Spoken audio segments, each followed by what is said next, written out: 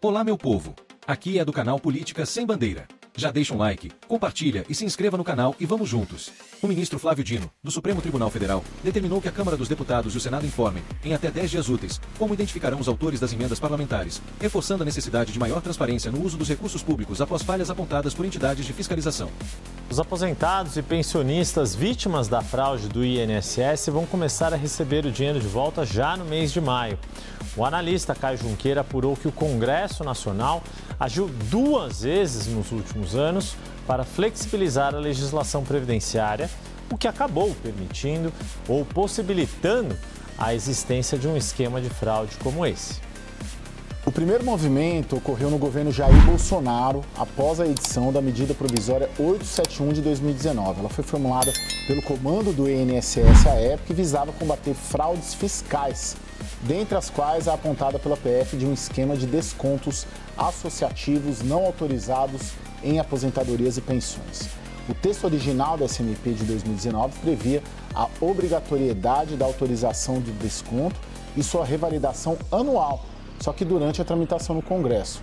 Esse prazo de revalidação foi ampliado para 3 anos, a partir apenas de 31 de dezembro de 2021. Eu conversei com o relator dessa medida provisória, o Paulo Eduardo Martins, que é inclusive atual vice-prefeito de Curitiba, que me relatou sim uma pressão de lobbies dentro do Congresso Nacional para alterar a MP. E mostramos ao longo da semana, inclusive, que esses lobbies vinham principalmente do PT e do Centrão.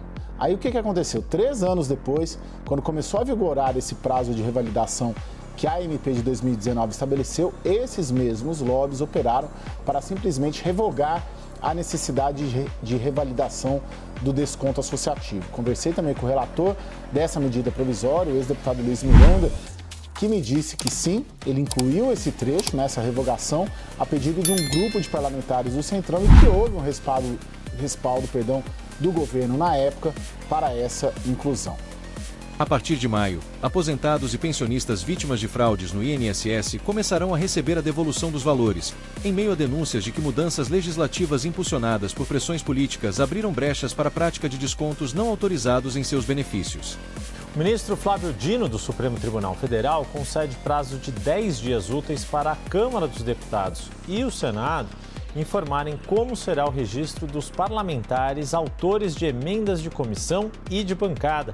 Marina Demore explica todos os detalhes desse assunto para a gente.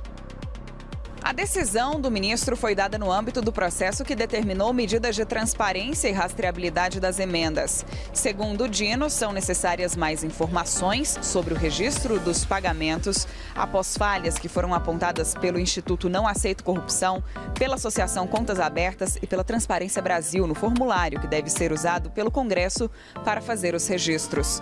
A Câmara dos Deputados e o Senado terão agora 10 dias para informar como vão identificar os autores das emendas parlamentares. O Congresso aprovou em março, a gente lembra, uma resolução que dispõe sobre o novo rito para apresentação, votação e indicação de emendas. O texto, no entanto, abre brechas para que os parlamentares que propõem as emendas de comissão e as emendas de bancada fiquem ocultos, o que, para Dino, compromete a transparência do processo.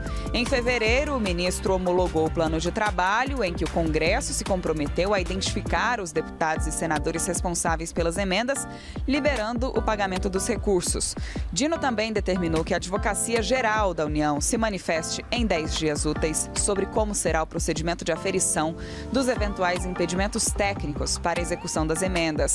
O impasse sobre essa liberação de recursos começou em 2022, quando o STF entendeu que as emendas RP9 de relator eram inconstitucionais. Após a decisão, o Congresso aprovou uma resolução que mudou as regras de distribuição dos recursos para cumprir a determinação da Corte.